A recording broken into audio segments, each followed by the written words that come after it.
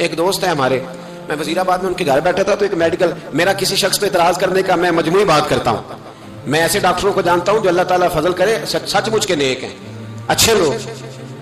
تو بچے کا میڈیکل سٹور ہے, تو والد بیمار ہو گیا, تو کہتا ہے ابا جی ڈاکٹر صاحب نے کہا آپ کو ڈرپ لگنی ہے. تو سگے باپ کو ڈرپ لگانے لگا تو باپ کیا کہتا ہے پتر تیری مہربانی مینوں کوئی اصلی لائی اور نہ لائی جڑی لوکاں نوں لانا ہے. اب وہ پیار سے سنا رہا ہے بات.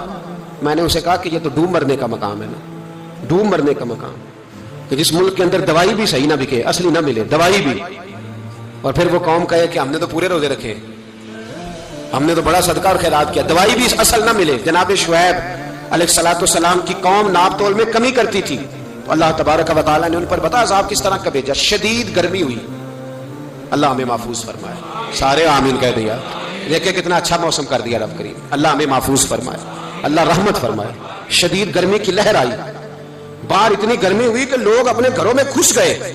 جس طرح سورج کی شعائیں گھروں کے اندر داخل ہو جاتی, اس طرح گرمی کی لہر اندر داخل ہوئی. اور جس طرح کسی کو آگ لگ جائے تو آدمی اچھلتا کودتا ہے نا, اس طرح یہ لوگ اچھلنے لگے اور اچھل کود کے مر گئے. جرم کیا تھا؟ ناپ تول میں کمی کرتے. حضرت داؤد کی قوم بھی تباہ ہوئی. جرم کیا تھا؟ ہفتے والے دن مچھلیاں نہیں پکڑنی تو یہ پکڑتے تھے. حکم ہے نا مسلمان کو نماز کے ٹائم کوئی اور کام نہیں کرنا, نماز پڑھنی ہے. میرا خیال ہے مسلمان تو فٹافٹ آ جاتے ہیں, سارے ہی پہنچ جاتے ہیں نا مسجدوں میں. ہلکا ہلکا بول رہے ہیں آپ, کیوں نہیں پہنچتے؟ اگر حضرت سیدنا, اور پتہ انہیں سزا کیا ملی, اللہ نے فرمایا اس ٹائم عبادت کرنے کا کام نہیں کرنا, وقت نہیں ہے کام کا. انہوں نے مچھلیاں پکڑی, 12,000 لوگ تھے. پتہ مالک نے سزا کیا دی؟ بندر بنا دیا اللہ کریم. قرآن مجید کا پہلا سپارہ پڑھے, فجعلناها نکالا لما بین یدیها وما خلفها. اللہ فرماتے ہیں پچھلوں کے لیے بھی عبرت بنا دیا, بعد والوں کے لیے بھی عبرت, نشان عبرت بنا دیا. بندر بن گئے, اور جو ان کے دوست جو بچ گئے تھے ان کے پیر چومتے تھے, روتے تھے. 3 دن بندر بن کے زندہ رہے. پھر اللہ نے سب کو اجتماعی موت دے دی. تو اگر مسلمان سے اللہ کہے کہ نماز کے ٹائم کاروبار نہیں, جمعے کے ٹائم کاروبار ہے, تو مسلمان کہتا ہے نہیں مجھے مہلت ملی ہوئی ہے. یہ تو اس وقت پتہ چلتا ہے نا جب بچے ڈیوٹی لگاتے, ہاں عذاب آتا ہے, اس وقت پتہ چلتا ہے. میں نے دیکھا یہ منظر, اس وقت پتہ چلتا ہے جب بچے کسی ملازم 6,000 کے کی ڈیوٹی لگاتے, کہتے ہیں ابے کا دھیان رکھنا, ہم دکان پہ بیٹھنے لگے. پھر اسے سمجھ آتی ہے اگر میں نماز کے ٹائم مسجد میں ہوتا تو آج میری اولاد میری خدمت پہ ہوتی. میں نماز کے ٹائم مسجد نہیں گیا تو بچوں نے 6,000 کا ملازم بٹھایا ہے, ابا جی کا خیال رکھ, ایک نرس بلائی ہے, تو خیال رکھ. کدھر ہوتے ہیں مسلمان نماز کے ٹائم؟ ایک عیسائی نے اعتراض کیا ہے, سنیں. وہ کہتا ہے مجھے لگتا ہے مسلمانوں کے 3 خدا ہیں. مسلمان اڑ گیا, کہنے لگا نہیں ہمارا تو ایک ہے. کہا نہیں 3 ہے.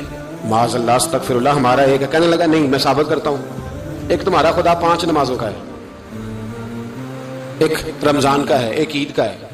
لگتا ہے معاذ اللہ عید والا زیادہ تگڑا ہے, تم زیادہ آتے ہو. رمضان والا لگتا ہے اس سے کچھ کمزور ہے, تم تھوڑے آتے ہو. اور 5 نمازوں والا شاید سب سے کمزور ہے. بات عقل کی ہے کہ نہیں؟ اس نے اعتراض ٹھیک کیا. مسلمان کو چاہیے نا خیال کرے. ایک یہودی نے لکھا تھا, اس نے کہا تھا جس دن مسلمانوں کی تعداد فجر کی نماز میں اتنی ہو گئی جس دن جتنی جمعے میں ہوتی ہے, اس دن نہ کوئی یہودی سازش کرے گا نہ کوئی عیسائی تلوار نکالے گا. شرط یہ ہے کہ یہ اسی طرح فجر پڑھنے آئے جس طرح جمعہ پڑھنے آتے ہیں. تو پھر کوئی شخص بھی ان کو کسی جگہ شکست دے سکتا تو اپنے ہمارے گناہ ہمیں پریشان کرتے. یہ جتنی آزمائشیں ہیں ان کے پس منظر میں گناہ ہیں. ہماری زندگی کے اندر جتنی تکلیفیں, ہماری پریشانیوں کا سبب ہم خود ہیں. بہت ساری جگہوں پہ ہم غلطی کرتے ہیں, اس کی ہمیں سزا ملتی. غلطی کی سزا.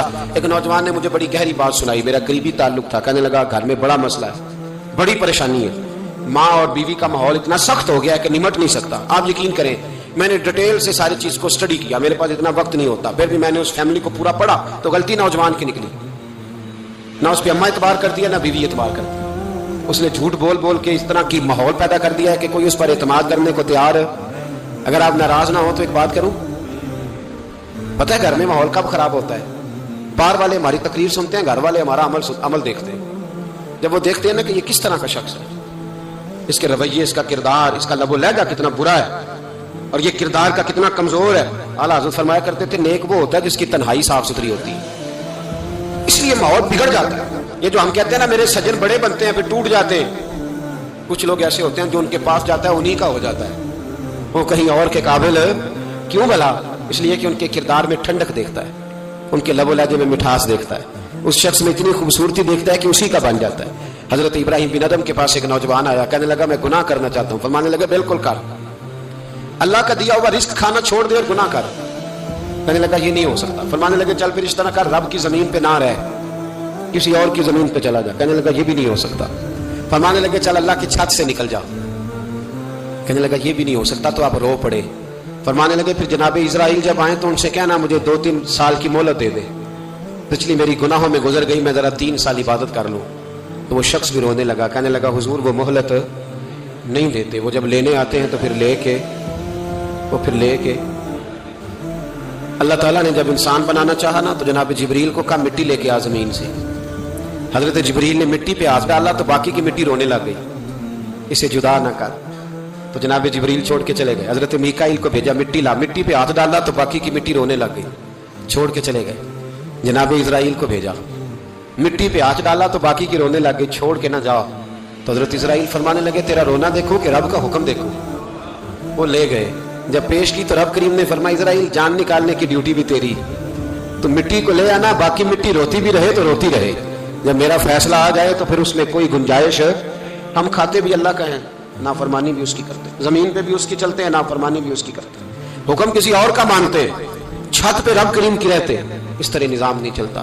میرے بھائی یاد رکھ لو, گناہوں کی سزا ملے گی, زندگی تنگ ہو جائے, یہاں بھی آزمائش ہوگی اور وہاں بھی. میں نے درس میں کہا تھا, پھر بات کہتا ہوں, یہ میں اپنے لیے کہہ رہا ہوں, توجہ ہے میری بات پر. دعا فرمایا کرے کہ جو کچھ ہم نظر آتے ہیں اللہ ہمیں ویسا بننے کی توفیق بھی عطا فرمائے. اللہ ویسا بننے کی, یہ مشکل معاملہ ہے, مشکل. دیکھیں نا ایک آدمی سیاست دان ہے, اس نے بڑے اچھے نعرے لگائے, انقلاب آ جائے گا, میں غریب کا بھلا کر دوں گا, میں یتیموں کے سر پہ ہاتھ رکھوں گا, میں مجبوروں کی مدد کروں گا, میں دکھیوں کی مدد کروں گا, مزدوروں کو. اس نے اچھے اچھے نعرے سکھائے, اچھا اس نے پیغام دیا. اندر اس کے یہ تھا کہ اقتدار ملے گا تو مرضی کروں گا. لوگ اس کے گرد بھی گئے, اس کی گاڑی کے پیچھے بھی بھاگے, لوگوں نے اس کے نعرے بھی لگوائے, جیب سے پیسے لگا کے اس کے پوسٹر بھی شائع کیے. لوگ اس کے گرویدہ ہو گئے, لوگوں نے پوری, اور میری قوم نے تو بیچاری نے کئی دفعہ دھوکے کھائے. جس نے نعرہ لگایا غریب اسی کے پیچھے مسیحا بن کے چل پڑا. آج دھوکہ دے لیا, لوگوں کو پیچھے لگا لیا. یہ بتاؤ اگر راز کھل جائے, اگر راز کھل جائے کہ یہ دھوکہ دے رہا ہے, یہ فریب کر رہا ہے, تو لوگ اس کا کیا حال کریں گے؟ یہ راز قیامت میں کھل جائے گا. قیامت میں یہ راز یہ کھل جائے گا. یہ دھوکے باز تھا. اذا زلزلت الارض زلزالہا, جب زلزلہ آئے گا جیسے اس کا آنا ٹھہرا. واخرجت الارض اثقالہا, زمین اپنے بوجھ باہر نکال دے. اس سے مراد کیا ہے کہ زمین پہ جو جرم ہوئے زمین بتا دے گی, باہر نکل آئے. وقال الانسان ما لہا, انسان کہے گا اسے کیا ہوا, یہ تو سب کچھ بتا رہی, بوجھ باہر نکال دے گی. ایک آدمی پیر طریقت بن کے بیٹھ گیا, جبہ کبا پہن کے, بڑی پگڑی باندھ کے بیٹھ گیا, اچھی اچھی نیک باتیں بتانے لگا. لوگ اس کی دست بوسی کرنے لگے, ہاتھ چومنے لگے, پیچھے لگ گئے, خدمت کرنے لگے, جیب سے نذرانہ دینے لگے. اس کے نام پر لوگ اپنی جیب سے لنگر پکانے لگے, خانقاہ کی خدمت ہونے لگی. مہمان اس کے آتے, نوکری کوئی اور کرتا. میں نے کہا تھا شاید اپنے لیے کہہ رہا ہوں. ڈیوٹیاں لوگ کرنے لگے, حالات بدلنے لگے, لیکن اس کے اندر تو چور تھا, وہ تو دکاندار تھا. تو یہاں جو اس کے پیچھے لگے تھے وہ تو سچے تھے, انہیں تو اجر ملے گا. لیکن اس کا جب راز کھلے گا تو بڑی رسوائی ہوگی. اس کا جب راز کھلے گا تو بڑی, ایک میری طرح کا دیندار تھا, جو چہرے کا تو نیک تھا, اندر پتہ نہیں کیا کچھ تھا. ایک طوائف گزر رہی تھی, اس نے اس کو تبلیغ کر دی. کہنے لگا بس کر دے, سیانی بن جا. تو کسی دانشور میں لکھا ہے, اس نے بڑا سخت جواب دیا اس عورت نے. کہنے لگی بابا میں تو جو ہوں وہ نظر بھی آ رہی ہوں, تو بتا جو تو نظر آتا ہے وہ تو ہے کہ نہیں. اس بندے نے چیخ ماری اور بے ہوش ہو کے گر پڑا. تو لوگوں نے کہا بابا آج کسی صوفی کا کلام سنا ہے جو بے ہوش ہو گیا؟ تو اس نے کہا نہیں, آج طوائف کی بات سنی, طوائف کی. اور وہ عجیب بات کر گئی ہے, وہ کہہ گئی ہے میں تو جو ہوں میں نظر آ رہی ہوں, تو بھی تو بتانا, تو بتانا کہ تو دستار امامت پہنتا ہے.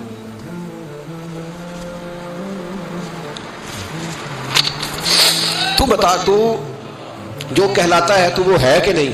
یہ وقال الانسان ما لہا, یہ راز قیامت میں کھلے گا. ہم جو کچھ بتا رہے ہیں نا اپنی زبانوں سے, ہمیں اپنے گناہوں کا احساس ہونا چاہیے. ایسا نہ ہو کہ جب سزا ملے تو پھر اس طرح کی ملے کہ دوبارہ کسی کو کوئی منہ دکھانے کے قابل نہ رہے.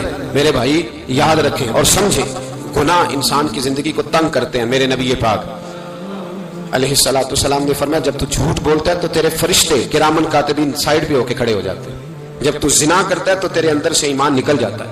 और नबी पाक अलैहिस्सलातु वस्सलाम ने फरमाया जब मेरी कौम में नाइंसाफी आम हो जाएगी तो कत्ल भी आम हो जाएगा। और सुन लो, लिख लेना ये हदीस दिल की तख्ती पर। नबी पाक अलैहिस्सलाम ने फरमाया जब मेरी कौम में बेहयाई और बदकारी आम हो जाएगी तो दो सजाएं अल्लाह देगा। एक तो जवान मौतें आएंगी,